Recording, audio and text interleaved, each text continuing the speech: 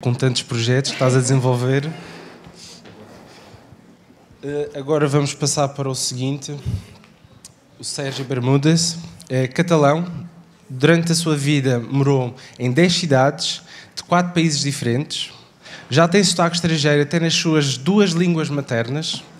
O percurso de Sérgio é tudo menos linear.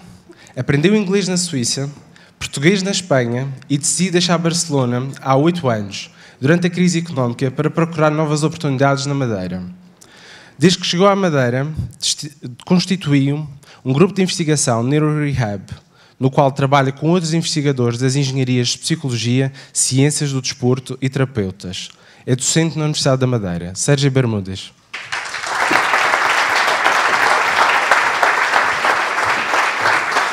Eu tenho. Tic.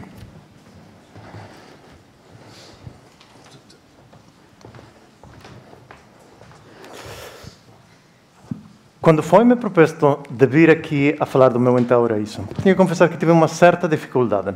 Fiz o exercício que você falou esta manhã, mas que é isso que me motiva a estar lá com isso todo o tempo? Que é isso que estou a pensar quando acordo?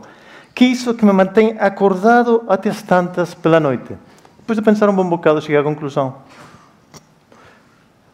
Pois, são os videojogos. Está certo. Mas como assim? Como chego a tal conclusão tão absurda? Bom, como foi dito, o meu percurso tem sido um bocadinho acidentado. Para chegar ao meu Entauraíso, os videojogos, eu tive um percurso assim, que pensei, na altura, que o que eu vou estudar na universidade era a época das .com, internet estava no seu máximo, eram todas as oportunidades, e disse, olha, eu vou para a engenharia de telecomunicações, isto vai ser bom. E foi confirmado. No primeiro dia, nos reúne o presidente da faculdade a 600 alunos lá em Barcelona. Estamos todos assim, todos assustados, e nos diz, vocês vão ser os líderes da sociedade. Olha, primeiro dia da universidade, e já sou líder da sociedade. Sim, terminamos o curso. Ah, está bem. Assim que trabalhei muito duro durante 5 anos, muitas noitadas, algumas delas a estudar. E, afinal, conseguimos ser líderes. Líderes do desemprego em plena crise. Okay? Assim que, de repente, eu tenho estudos, quero trabalhar em telecomunicações e os únicos que nos oferecem emprego são consultoras. Está bem. Assim que começo a fazer entrevistas. Fiz imensas entrevistas. Foi lá numa das entrevistas que eu percebi que qualquer coisa estava errada. Como foi? Então, fui à entrevista e o entrevistador pegou o meu currículo. Okay? Olha para mim. Eu já tinha o cabelo comprido. Okay? Tá bem? Olha para o currículo, olha para mim. E acusou-me publicidade enganosa. Eu. Como assim? E diz, na fotografia você leva gravata. Então eu percebi, qualquer coisa nesse mundo que não é para mim. E vocês, se pegam no Flyer 2, vão ver que levam publicidade exatamente o que vem hoje. Está bem? Aprendi a lição.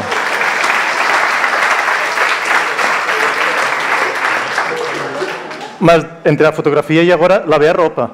Está bem? Ok. Está bem. Foi então que eu percebi. Isto não é a minha coisa. Isto não é para mim. Então pensei, o que vou fazer eu? Eu gostei da investigação. Quando fiz o meu projeto final de carreira. Está bem, então, vou experimentar isso. Comecei a mandar à procura de doutoramentos e encontrei uma oportunidade na Suíça. Na Suíça. Olhem, um doutoramento em neurociência computacional e robótica. Olha, isto sí que soa bem. Isso. Tem que ser desta vez. Desta vez, de certeza que eu consigo. Está bem, fui lá, 4 anos, neurociência computacional. Vamos a perceber como funciona o cérebro. Promissor. Só que aprendi como funciona o cérebro de um mosquito. Ok?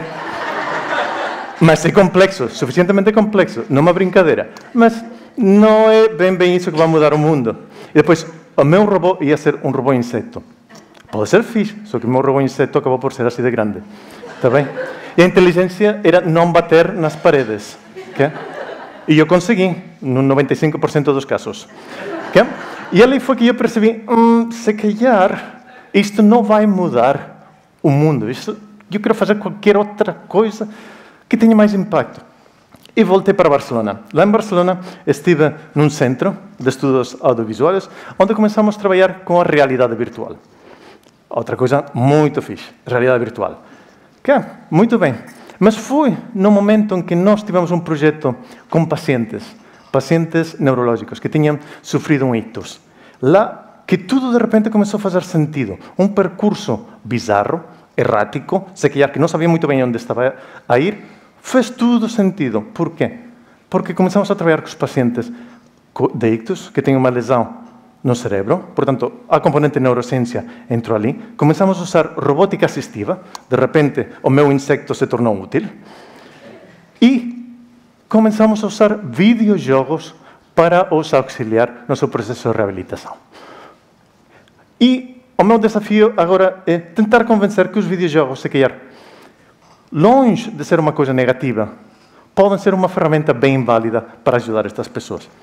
Como assim? Primeira coisa, motivação. Por que motivação? Os nossos pacientes, depois do AVC, depois de um traumatismo, eles perdem competências muito básicas que eles tinham antes. O processo de reabilitação é um processo complexo e duro. Porque até o mais básico que nós conseguíamos fazer antes, já não conseguimos. E estamos confrontados no processo de reabilitação ao fracasso. Eu tento, não consigo. Eu tento, não consigo. Okay? É um processo difícil. Portanto, o que acontece é que muitas vezes os pacientes deixam a reabilitação porque não estão a ver o objetivo, o progresso, e outras entram, se calhar, em estados mais depressivos. Onde podem ajudar os videojogos aqui? Imaginemos que nós conseguimos, em vez de fazer tarefas de reabilitação num contexto hospitalar normal, nós tornamos as tarefas de reabilitação jogos. E os jogos, de repente, já são uma coisa mais motivante. Eu sei que já não vou fracassar, porque no jogo eu consigo atingir os meus objetivos e tenho feedback positivo. Ademais, é engraçado. A primeira questão. Mas isto é óbvio. Os jogos não são motivantes. Mas o que mais nos permitem as tecnologias do entretenimento? Uma coisa muito importante quando estamos a falar de pessoas com déficits motores. Adaptação física. Como assim? Nós, o que queremos fazer? Queremos proporcionar mecanismos de feedback para que estas pessoas possam treinar as suas competências motoras e ter feedback positivo. As tecnologias do entretenimento nos têm dado sensores tremendamente baratos que nós conseguimos usar para isso. Se nós temos pacientes que ainda têm capacidade motora, nós podemos capturar os movimentos com os mesmos dispositivos que jogamos videojogos. Agora, se os pacientes têm um déficit motor que não lhes permite ter movimento ativo sozinhos, sequer temos que recorrer ao que se chama tecnologias assistivas. Robôs ou exoesqueletos, alguma coisa que possa auxiliar na realização do movimento. Mas, às vezes, nem sempre é possível um movimento. Então, nesse caso, até podemos usar técnicas de neurofeedback, que vamos falar depois. Nós, o que fazemos? Escolhemos qual é o conjunto de ferramentas que cada um dos pacientes precisa para o seu treino. Neste caso, temos um paciente que tem um auxílio de um robô assistivo que está a fazer um treino físico enquanto joga um videojogo. Mas o que é interessante aqui? Estes sensores que nós estamos a usar para a interação, hoje em dia nos permitem perceber o segmento ocular, onde é que olha a pessoa, quais são os movimentos, o que faz com os objetos, podem ser úteis para outra coisa. Para o quê? A monitorização e a quantificação. Quantificação é tremendamente importante. Por quê? Os pacientes estão num processo em que têm de melhorar. Mas como sei eu se estou a melhorar? Só se consigo medir a minha performance. Quando fazemos reabilitação, muitas vezes, eu não consigo escovar os dentes, ponhamos um exemplo. E vou demorar bastante treino até conseguir. Mas eu vou progredir, mas não vou ter feedback adequado sobre isso. Então, se nós conseguimos quantificar, por exemplo, aqui temos um exemplo de um movimento à velocidade dos braços, eu vou poder quantificar nesse momento e também no tempo. E posso proporcionar aos meus pacientes, semana a semana, sessão a sessão, como devem estar a fazer uma certa tarefa. Isto é muito importante, porque lá os pacientes percebem, olha, me esforcei, tive mais pontos, okay? Fiz melhor. Conseguem quantificar, uma coisa que é muito difícil quantificar no ambiente hospitalar. E isso os torna agentes ativos da reabilitação, porque eles podem tomar a iniciativa e não receptores passivos. Também o facto de nós podermos quantificar nos permite outra coisa, que é a adaptação automática. Como assim? Se eu sei como de bem está a fazer um paciente, eu posso adaptar o jogo. Vejamos agora um exemplo de um jogo que foi desenhado para treino cardiovascular, okay? Através de stepping e de treino dos membros superiores. Os jogos podem ser bastante complexos. Neste caso, tem a parte dos membros inferiores, superiores, tem a tarefa cognitiva e eu posso mexer em muitas coisas para fazer mais fácil e mais difícil. O que acontece? Se nós queremos fazer que o treino seja ótimo, temos que ser inteligentes como fazemos isso. Por quê? Porque se o jogo é muito mais simples, o que vai acontecer? O estar aborrecido, não vou ligar muito, okay? Não vai ser interessante. Se é muito difícil, vou acabar frustrado e minha performance vai ser baixa. Tenho que buscar o equilíbrio lá. E o que acontece quando encontramos esse equilíbrio? Estamos na zona, o que se conhece como flow, que é um estado em que estamos imersos dentro do jogo numa tarefa. E o que queremos conseguir? Exatamente isso. Pessoas completamente dedicadas e investidas nesse exercício a tentar fazer as coisas da melhor maneira. Okay? Portanto, jogos podem nos auxiliar lá. Outra componente, validade ecológica. Mas o que tem a ecologia a ver com os jogos? Vamos a passos. O que é isto, a validade ecológica? Vejamos um exemplo de treino cognitivo depois de uma lesão cerebral. Isto é um tipo de treino muito habitual para a reabilitação cognitiva. O que temos? Temos um paciente que está a utilizar uma caneta em papel e lápis para realizar uma tarefa. Hoje estamos a falar de pacientes de AVC, que geralmente têm déficit motor e ou cognitivo. Okay? Se eu tenho um déficit motor e tenho que já interagir com a caneta, isto não vou início. Depois, está bem, eu faço as sopas de letras, estas tarefas, que claramente são tarefas de treino cognitivo. Mas qual é o meu desafio? Eu tenho que ser independente em casa, tenho que preparar refeições, tenho que ir ao supermercado, tenho que ser capaz de ir de casa ao supermercado e voltar, tenho que levantar dinheiro ao multibanco. Como vai me ajudar isto? A distância é muito grande. Okay? Portanto, precisamos de treinos que sejam mais próximos e ali onde os jogos e a realidade virtual entram. O que fizemos? Neste caso, nós pegamos nas tarefas que normalmente nós treinamos em papel e lápis para treinar as competências cognitivas, as convertimos num treino contextualizado. Neste caso, numa cidade virtual, em que uma pessoa tem que treinar as suas competências num contexto muito próximo do que eles vão fazer e vão precisar no futuro. Por exemplo, navegar uma cidade, ir ao supermercado, fazer as contas, usar um multibanco, coisas muito básicas, mas que são necessárias para ser independentes na vida diária. Navegação, ir à farmácia.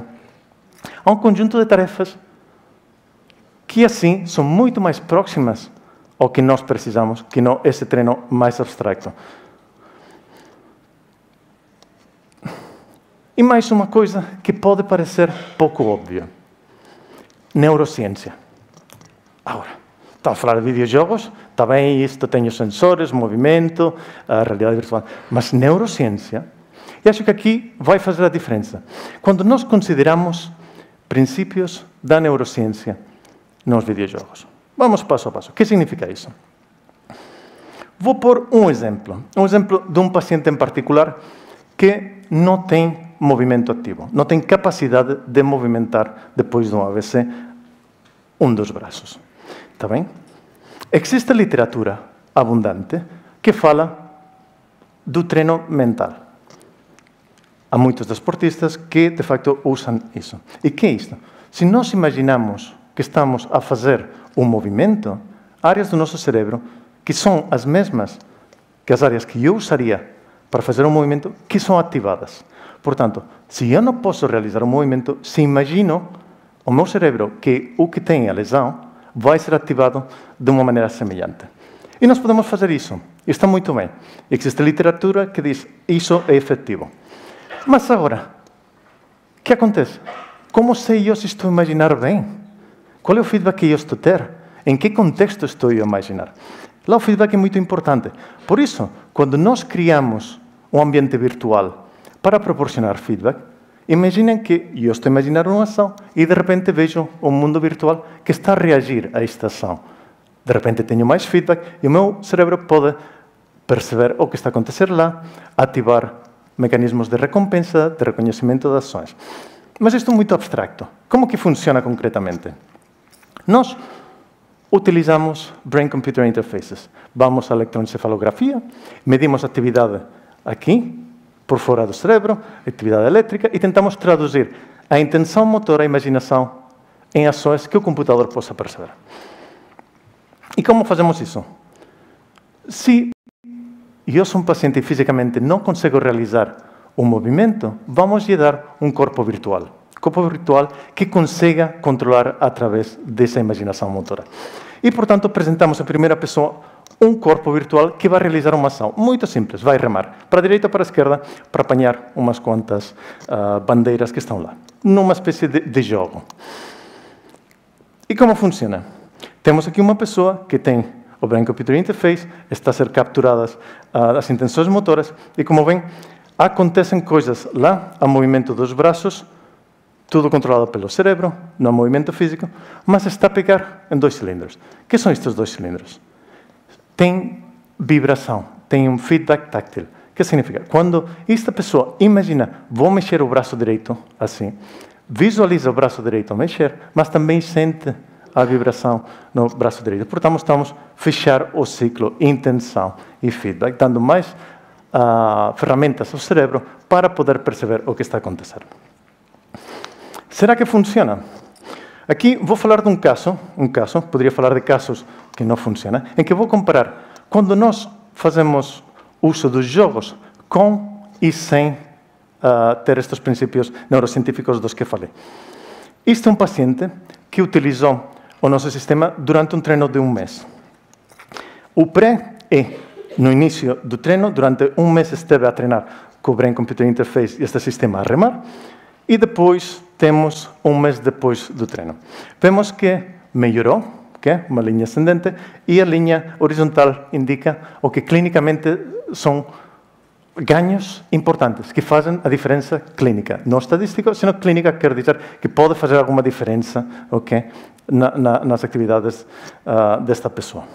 E se comparamos isto com jogos que não utilizam estes princípios neurocientíficos, aqui temos exatamente os mesmos dados em cima dos dados do grupo, onde a linha vermelha é a média, nos 3 momentos. Que vemos? Que, para algumas pessoas, pode ser tremendamente benéfico incorporarmos estes princípios. Estes princípios só conseguimos fazer através dos videojogos. Portanto, a minha conclusão aqui é: 1. Os videojogos estão cá para ficar e vão ficar até nos nossos hospitais, centros de reabilitação, etc. São ferramentas bem úteis que podem mudar a vida das pessoas para melhor. E o segundo ponto é: não planifiquemos em excesso. Tentemos fazer isso que realmente achamos na altura. Não pensemos muito além onde quero chegar.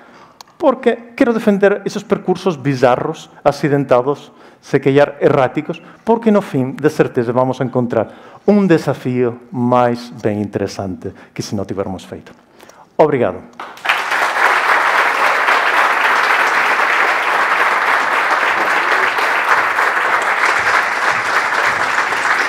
Parabéns. Obrigado. Uma questão. Onde é que as pessoas queiram